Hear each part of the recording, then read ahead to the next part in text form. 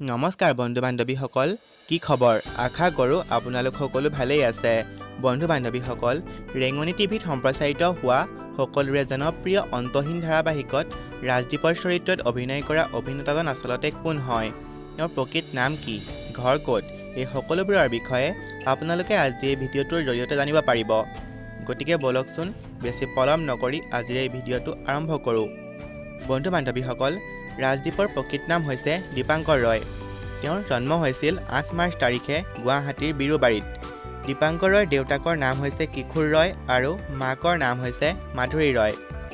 দীপাংকৰ ৰয় শিক্ষাগত অৰ্হতাৰ বিষয়ে ক'বলৈ গ'লে তেওঁ স্কুলীয়া জীৱনৰ পাতনি মেলিছিল গুৱাহাটীৰ হেপিচেল স্কুলৰ পৰা আৰু তাৰ পিছত HS কৰিছিল গুৱাহাটী কমাৰ্চ কলেজৰ পৰা আৰু তেওঁ কলকাতা বিশ্ববিদ্যালয়ৰ পৰা স্নাতক ডিগ্ৰী লাভ কৰে আৰু গুৱাহাটীৰ মহাত্মা গান্ধী বিশ্ববিদ্যালয়ৰ পৰা মাষ্টাৰ ডিগ্ৰী কমপ্লিট কৰে।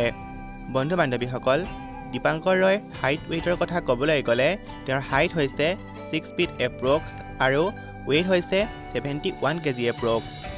দীপাংকৰ ৰয়ে 2015 চনত ৰেঙনি চেনেলত সম্প্ৰচাৰিত অভিযান নামৰ চিৰিয়েলখনৰ জৰিয়তে অভিনয়ৰ পাতনি মেলিছিল আৰু তাৰ পাছত অপৰূপা, ঘৰ জোঁৱাই, এপাহি সুখ এপাহি দুখ, বৈদেহী, শকুন্তলা আদি জনপ্ৰিয় ধাৰাবাহিকত অভিনয় কৰিছে।